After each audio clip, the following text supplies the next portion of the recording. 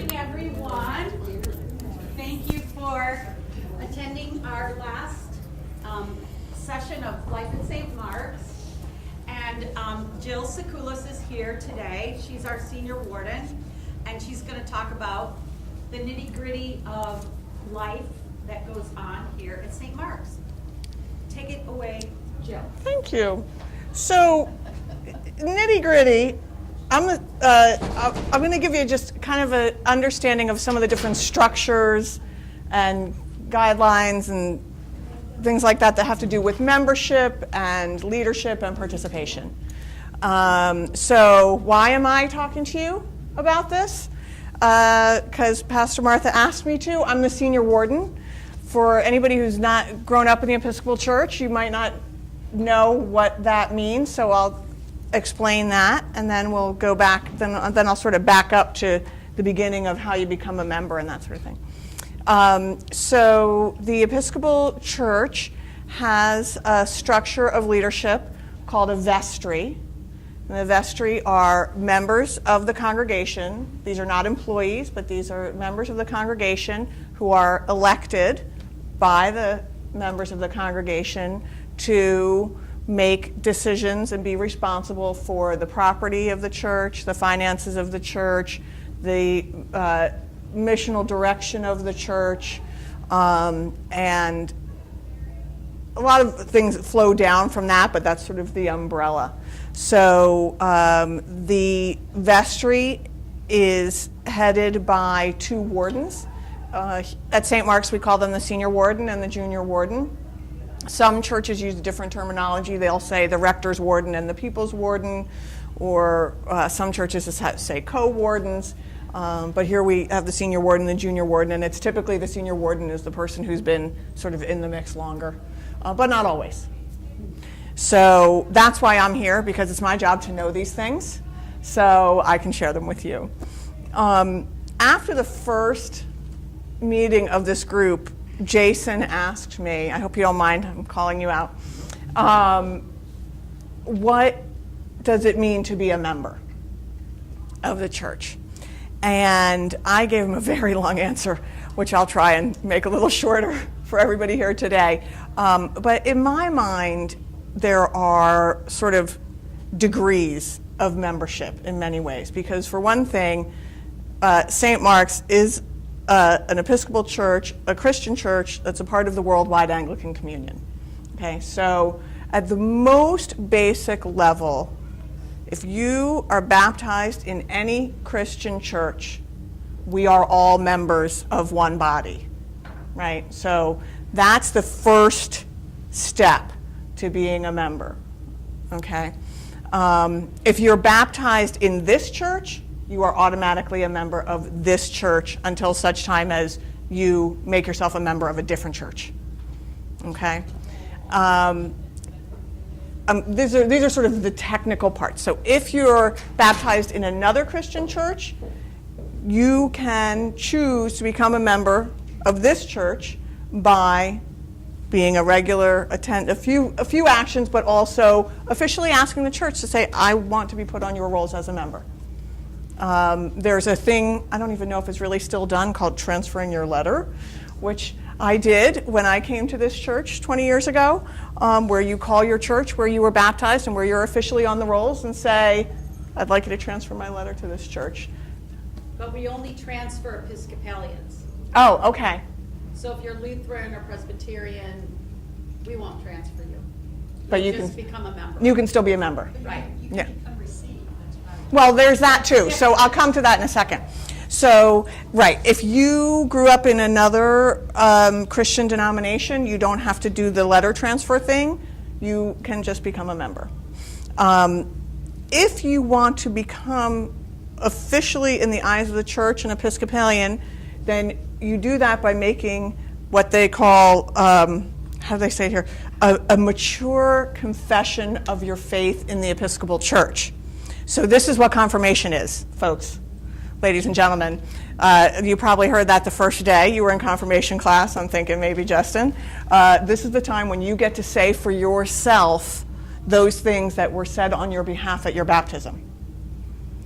And if you are an adult who maybe has made such a mature confession of faith in another Christian tradition, you can be received into the Episcopal Church. Some of you may have seen this at other confirmations or baptisms, where is it a sacrament or it's just a liturgy? Reception is not a sacrament. Right. Confirmation. Confirmation is a sacrament. Yeah. Okay. So, so you can do that. Not necessary. My husband, raised in the Roman Catholic Church, has been sitting in the pew with me pretty much every Sunday for the last 20 years. He's considered a member of St. Mark's, but he was never received into the Episcopal Church. So, so that's from a liturgical perspective how people are members. Then there's the canonical perspective, and this is, so one of the things about the Episcopal Church is that it is structured like a legislative body in many ways. And so we have decision-making structures, we have a constitution and canons. So we have bylaws for our church. Our church is part of the Diocese of Connecticut, which has approximately 160 parishes and mission stations in the whole state of Connecticut. And then the Diocese of Connecticut is one of the dioceses of the Episcopal Church in the United States. And the United States, the Episcopal Church in the United States is a part of Province 1 of the Worldwide Anglican Communion, which, as it's named, is around the whole world, and that is headed by the Archbishop of Canterbury. So that's a lot of layers, and decisions are made at each of those layers, okay? We are primarily governed here by our own bylaws and the constitutions and canons of the Episcopal Diocese of Connecticut, which we now call the Episcopal Church in Connecticut, and the constitutions and canons of the Episcopal Church in the United States. So in our canons, it further goes on to describe membership in this way. And I just lost my page, which I had here. I think it's appropriate to read it.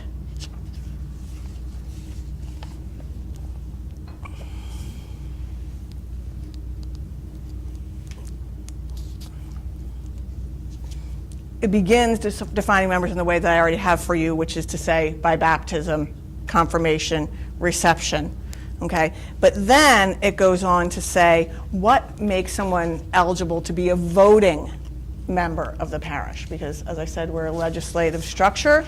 We vote about things. We have an annual parish meeting where the vestry and officers and other people are elected, and where we conduct other business on occasion, including, for instance, decisions to purchase property, which we did last year, to borrow money from time to time, which we try to do as infrequently as possible, and make other decisions that affect the property and financial aspects of the church. God bless you. So, a voting member, this is in section 6, of the members of the parish, only those shall be entitled to vote at any parish meeting who shall be adult communicants. That means over 16 years old. Adult communicants, and who for at least 6 months prior to that meeting shall have been faithful attendants of the services of the church, unless for good cause prevented, faithful contributors to its support, and faithful in working, praying, and giving for the spread of the kingdom of God.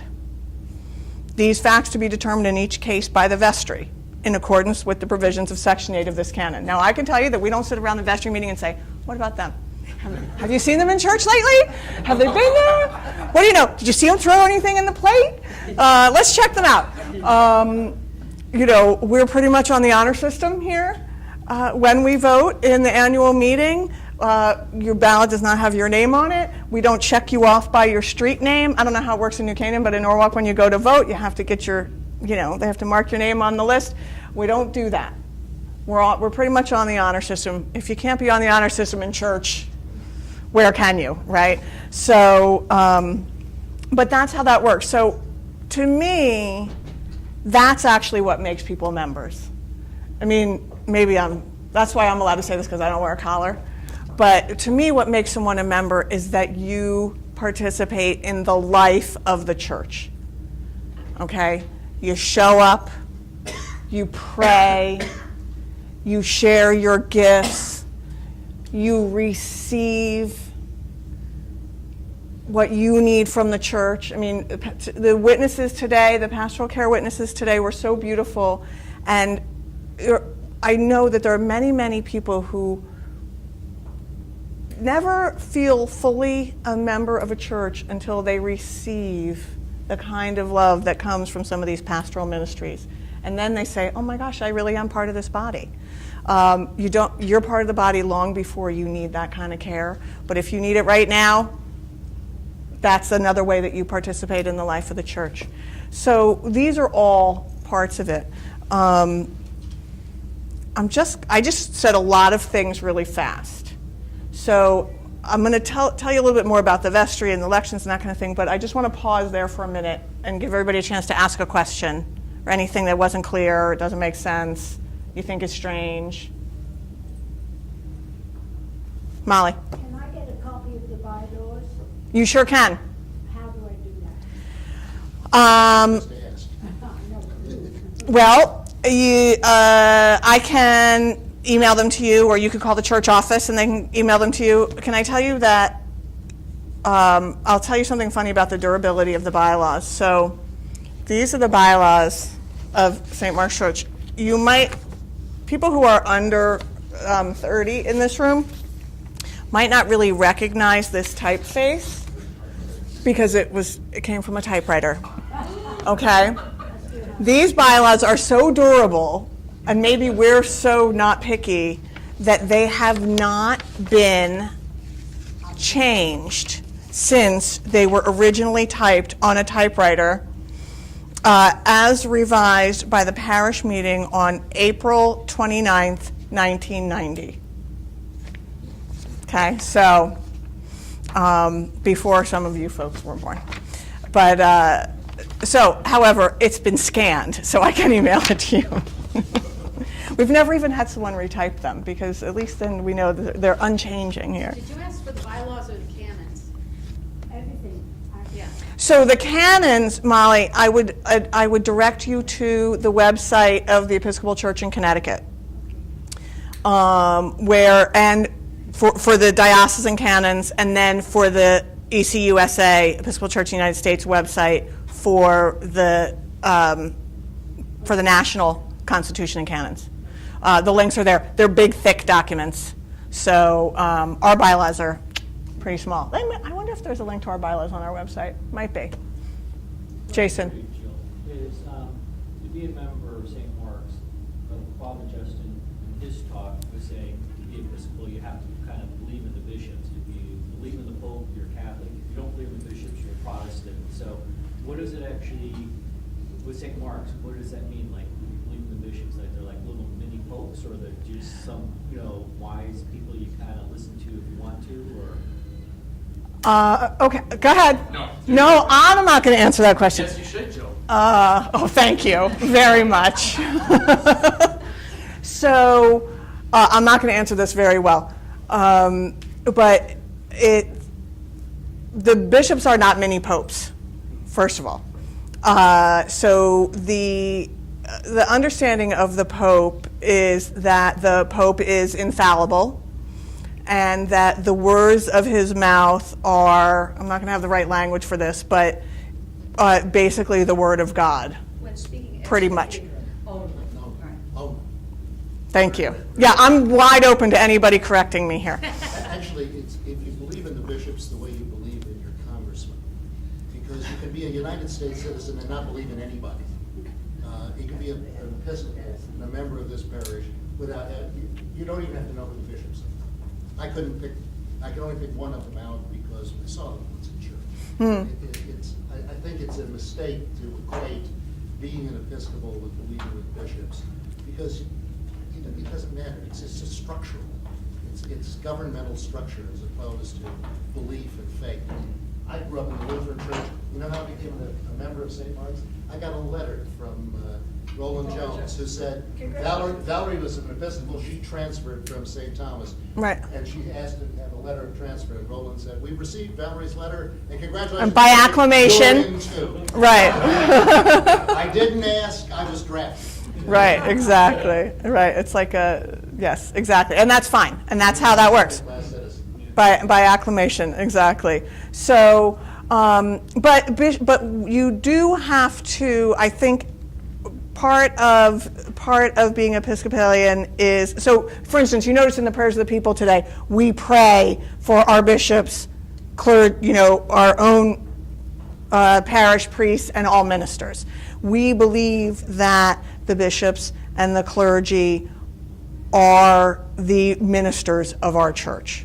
And we trust them with the discernment and the decision-making that goes on at the various legislative levels of our church. So, however, just like the United States government during the General Convention of the Episcopal Church, which happens every 3 years, there are two houses that make decisions, the House of Bishops and the House of Deputies. So all the people who aren't bishops. And some deputies are priests and some deputies are lay people, right? And so something, a matter may be approved by the House of Bishops, and then it goes to the House of Deputies to also be approved. And it doesn't become a thing until it's approved by both houses. So, Jill. Totally different level. When I took away from Justin's talk last week or whenever, he didn't say I was totally wrong. But like spiritually, I think that the leaders of the church are connected somehow to the previous leaders of the church all the way back to the Apostolic succession, that's called. That's what it means. To Apostolic believe in succession. episcopacy. And that's what it means when we say we're the Episcopal Church. Right. We're the Bishop Church in Greek. And it's that sense of episcopacy, the tie back to the apostles. So, correct. So that's why it's called, the bishop's work is called the episcopate. Yeah, I just want to also throw in, as opposed to in Roman Catholicism, the understanding of magisterium, where the bishops actually meet and have power, and no, that's not in the Episcopal Church. Is that what you were kind of asking Well, I about, just- how bishops are in the Roman Church? No, I just wanted to know what it meant when, as Father just said, you have to, you're Episcopal, you have to kind of believe in bishops. And I wanted to kind of clarify, what does that actually mean? Mm. To believe in bishops? Are they just, okay, these guys have been around, and, it's like a grandfather or something. You could listen to him, but sometimes he might be going off on some weird tangent or something, So you don't get to be a bishop just by hanging around long enough. You get to be a bishop because you are elected by your diocese to be a bishop in that diocese. And in fact, this coming weekend is our diocesan convention. This will be the 6th or 7th one that I've attended as a warden. The wardens are the lay delegates of your parish. Unless they cannot attend, we have alternate delegates that we elect every year at the annual parish meeting. But when it is time to elect, when there's a vacancy for a bishop in your diocese, that's one of the things that gets done at your annual diocesan convention. Also at the convention, we approve what's called the budget of convention, which is basically the budget for the diocese for the year. And we approve other things, modifications to the Constitution and canons, which takes 2 years to do. There's a first reading, and then whatever amendments, and then cannot be approved until a year later to the second meeting. So the church moves slowly. The church moves very slowly. And the convention is conducted, according to Robert's Rules of Order. And it's a very holy thing, but also a very orderly thing. Which I think is good. I think it's fine for the church to move slowly. I'm giving you my personal opinion here. But when you're a church that makes as its model apostolic succession, something that reaches all the way back, then I think you don't move too fast. And we're also able to do that because we start out by being so open. So everything isn't so constrained that you have to keep making all these adjustments. It's a big tent. And so there's room within our Constitution and canons for many, many things, many, many understandings, many, many people of all different types. So it's okay to move slowly to change the big stuff because there's plenty of room for the more detailed stuff to happen within our current construct. Other questions? Valerie, I think did you start to have your hand up? Oh, okay. Okay. All right, so that's sort of at the diocesan level. I'll tell you a little bit about how governance happens here. So I read you that description about what makes you a member. And you can vote. If you say to yourself, I've met that bar, come on to the annual meeting and vote. At the annual meeting, we do a few things. The treasurer reviews the annual finances of the church. The senior warden gives a talk. I did my first one last year. I could never write a sermon every Sunday or every fourth Sunday even, because it took me a really long time to get that together. So I'm in awe of those people that do that all the time. And when there's other special projects that are going on, there's usually a presentation about that in the annual meeting, and then we vote to elect our officers, vestry members, and the alternate delegates to convention and our nominating committee. So the way that the process works to be elected to vestry is there is a nominating committee that's elected by the body. The nominating committee puts together a slate of candidates to be nominated for vestry. This all comes from the body. Okay, that's what I'm trying to impress on you here. It's not, the people at the top say, I want this, this, this, and that's what happens. It all comes from the body. And the officers, the junior warden and the senior warden, plus the treasurer and the clerk, are uncontested roles. So we put forth normally a slate of those 4 people. There's not alternates, and you either elect them or you don't, although there can be a nomination from the floor. For the vestry is elected 4 people each year, and they serve a 3-year term. So it's constantly rotating. The vestry elections are contested elections at St. Mark's. That is not required by canon, but it is recommended by the church. And it just helps to keep everybody accountable, transparent. You think these things are not necessary when everything's going great. But sometimes churches hit trouble spots, and it's important to have these structures in place to help you right the ship sometimes when things aren't going as smoothly as you might hope. So the vestry elections are contested elections. There has to be 1.5 candidates for every seat to be filled. So if we have 4 seats to be filled, we need to have 6 candidates. It's an amazing gift, I will just say, to be willing to stand as a nominee. Because it does not feel good, I don't think, for a lot of people, to put yourself up in front of the church and say, I'm willing to serve, and then not be voted by your fellow parishioners to be asked to serve. And I really, really, really don't like that. But I understand why we have to do it, and so that's what we do. And then normally the 2 people who are not elected get invited to do some other beautiful work within the church right away. Because there's certainly plenty for everyone to do outside the vestry. And in the nominating committee, it's even more challenging. There need to be 2 candidates for every seat to be filled. There are 3 people elected to the nominating committee every year, and that's a 2-year term.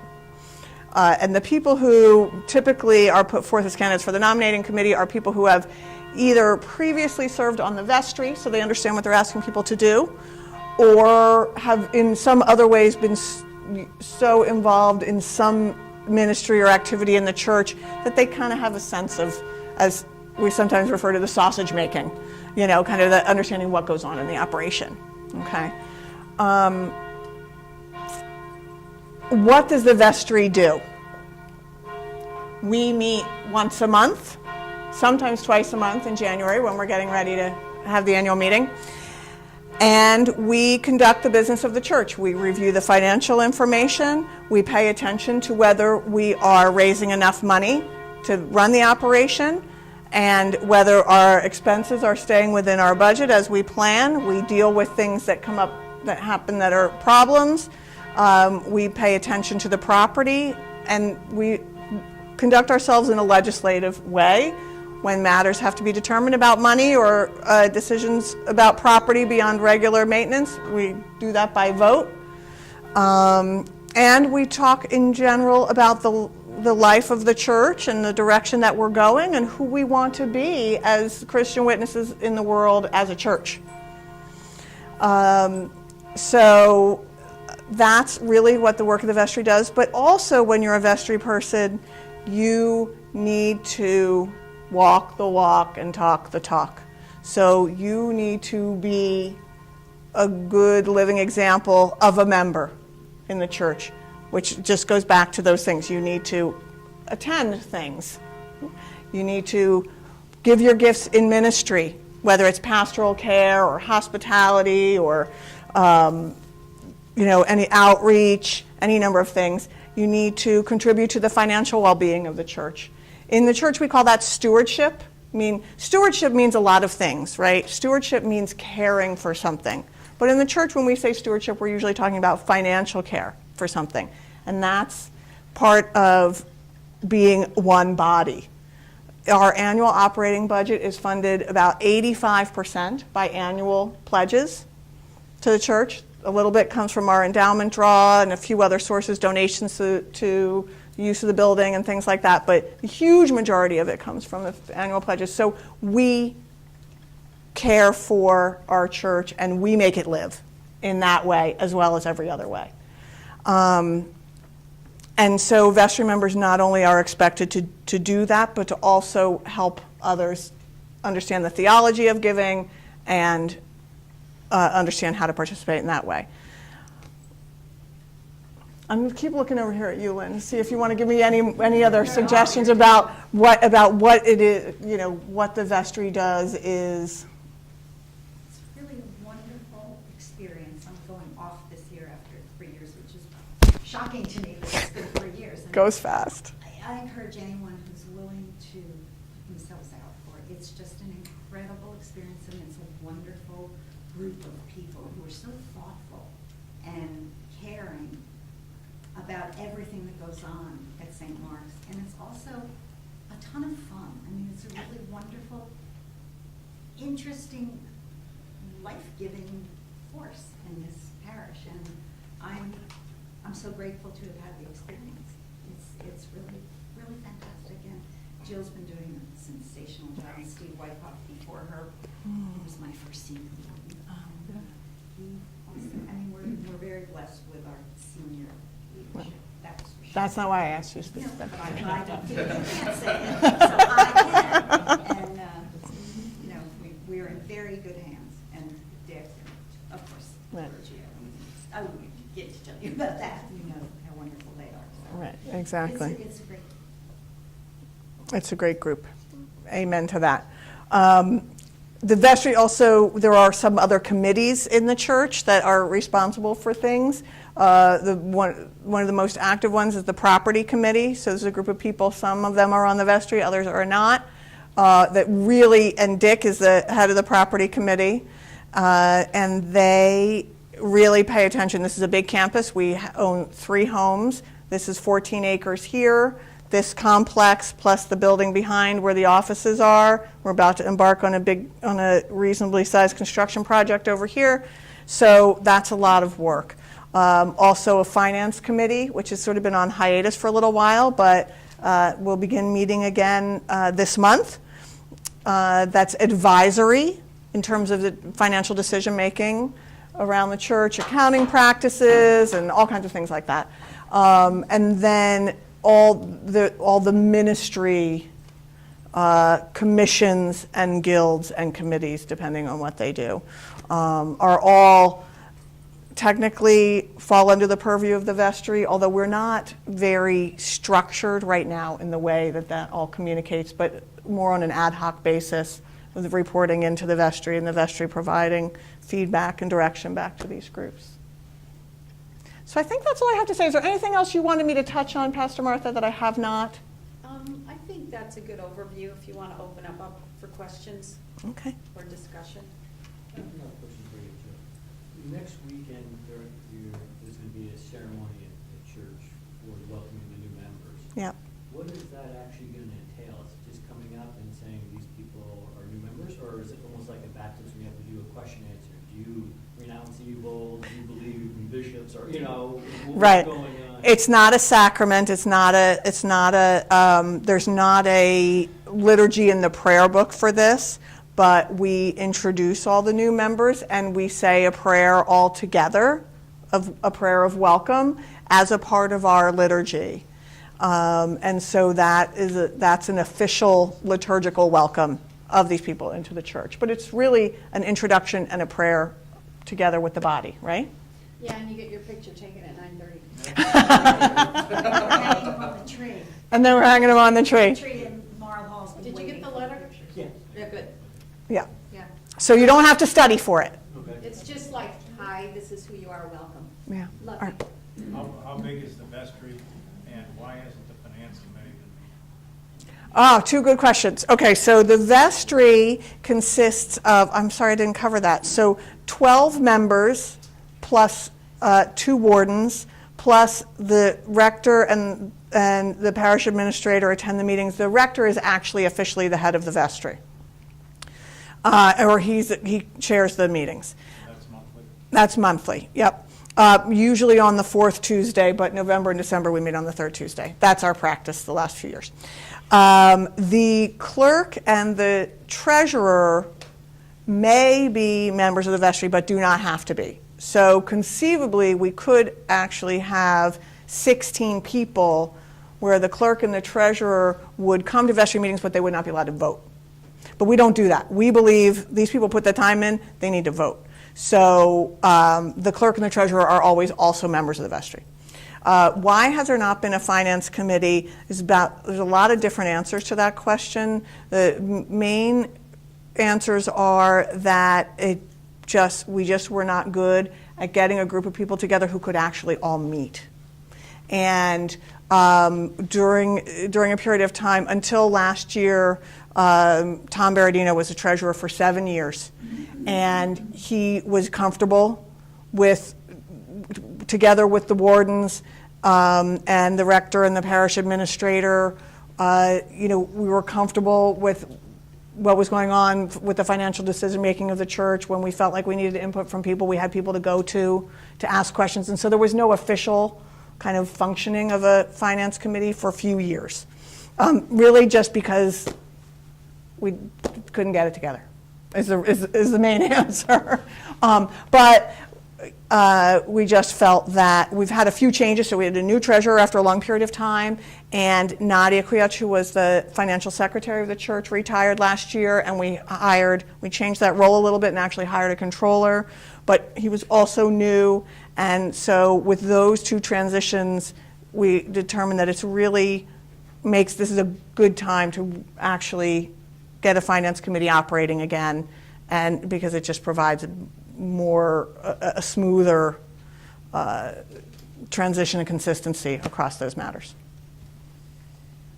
The title of this talk, I think, was Life at St. Mark's. Mhm. I can't imagine Life at St. Mark's without, I think, about 31 different ministries or activities or things, that how everything gets done around here. I mean, the hired people can't do it. It's all of us that make it happen. And we were talking today about when people need help and that, feel so good when you get help. We feel really good when you give help and you do these things. And I think we become more connected to any organization when you're doing something. And in a small group, you get to know the people around you doing the same thing. So we're going to be more active in helping our newcomers find the ministry that is important to them, and how they feel they can contribute. And, it's wonderful for them, and we need it all. It's true. There's plenty of places to put your hands to work. And when I came to St. Mark's, my husband worked in country clubs, and so he worked every Sunday. And so I came here with my little tiny baby, who was the guy who's next to me in church this morning. And and I was exhausted. And so I handed over my little guy into the nursery and went to teach Sunday school because I could do that. It was something I couldn't do anything that required me to ever have a babysitter or something, but they watched my boy while I went and taught the kids, and that was a great way for me to begin to get to know people. I did that for 12 years. I taught Sunday school, actually. Yeah. You didn't put him in the nursery for 12 years, Jill. No, I only put him in the nursery. Although, Not doing that for 12 years. no, I didn't. I taught Sunday school for 12 years. I put him in the nursery for 3 years.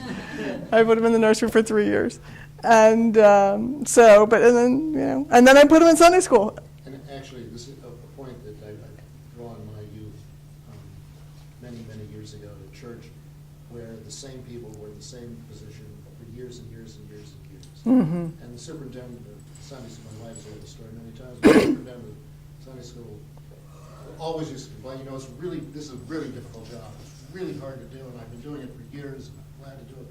I wish somebody else would do it. And then he was asked not to do it for the next year. He was relieved after 12 or 13 years. And we never saw him in church again. Because this was his entitlement. This was his position. And other people had that position. And St. Mark's isn't like that. The people don't. Thanks be to God. They don't, right, exactly. People do not regard themselves as lifetime appointments to being head of the altar guild. Right. But I want to build on what Jill said and also from what Frederick said, and that is that I think it's absolutely essential that we get newcomers involved in some ministry at whatever level that they can manage the time and then work in. But I don't think that we should make the assumption that people who have been in this church for 5 years or 10 years or even 20 years feel, not everybody feels comfortable saying, geez, what I really want to do is X. Right. Or even knowing that they might want to do X. Right. And I don't know that we do such a great job of trying to Conscript understand you. that.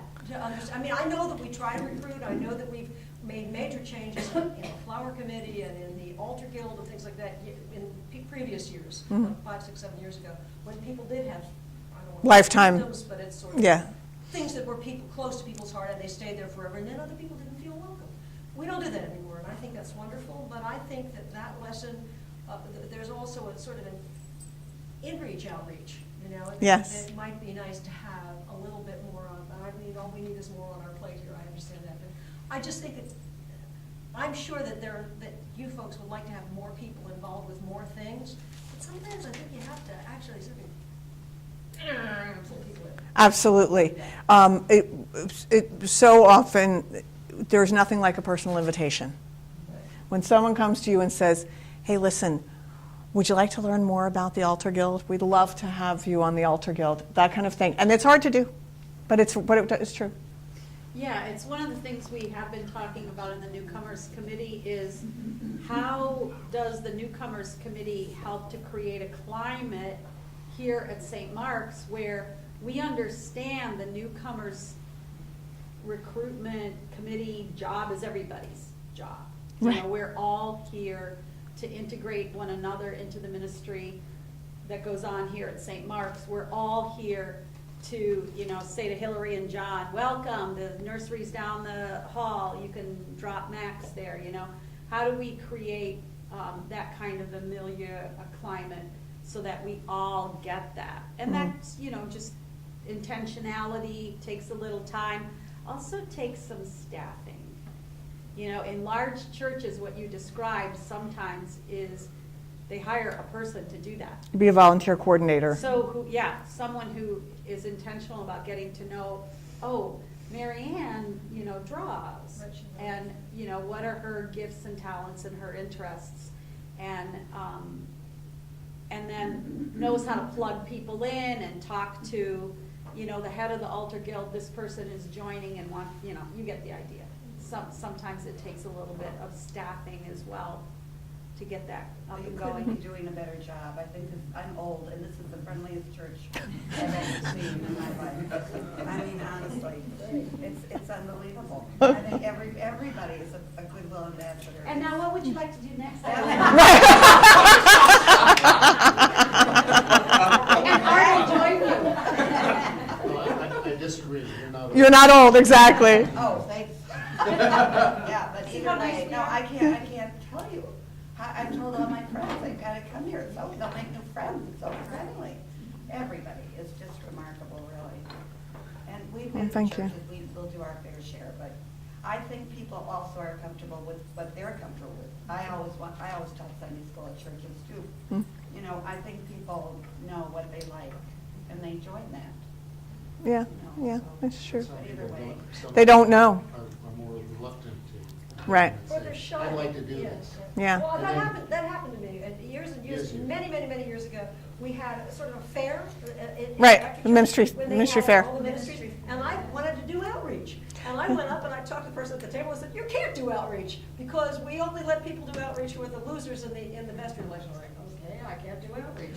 Oh, You know, and. It's a long time ago. These that was a long time people- ago. That's not like that anymore. That's not true. There's things that can happen, and as it Yeah. happened, I did do outreach because I told somebody else and they were horrified by the story. Because we only outreach. Right, exactly. If you just keep talking to people, eventually, it's like, if mom says no, ask dad. If dad says no, ask grandma, right? Same thing around here. If you don't like the answer you get from one person, ask someone else. You might get a different answer. It's true. But also, I think one thing that's maybe is helpful for anybody who's new to the community to understand is, if you don't know how to do something, just call the church office. And if Susan or whoever answers the phone doesn't know the answer to your question, that person can probably, within 1 or 2 degrees of separation, find the person who can answer your question. Most of the time it'll be Dick, because Dick knows the answer to everything. And if Dick doesn't know, he knows who to ask, right? But that's always been my mantra, is when people say, oh, well, I just didn't know what to do, or that I was supposed to do this, or how to do this, or how to figure this out. If you just start asking people, eventually you'll get connected to someone who can point you in the right direction. And Martha, maybe you talked about this before I came in because I was manning the vestry table, but that's part of the purpose of the shepherds, with the new concept. Oh, and I would also say, so part of the purpose of the shepherds, but also part of the purpose of the village visits. Okay, so there's 2 more. So if you haven't been to one,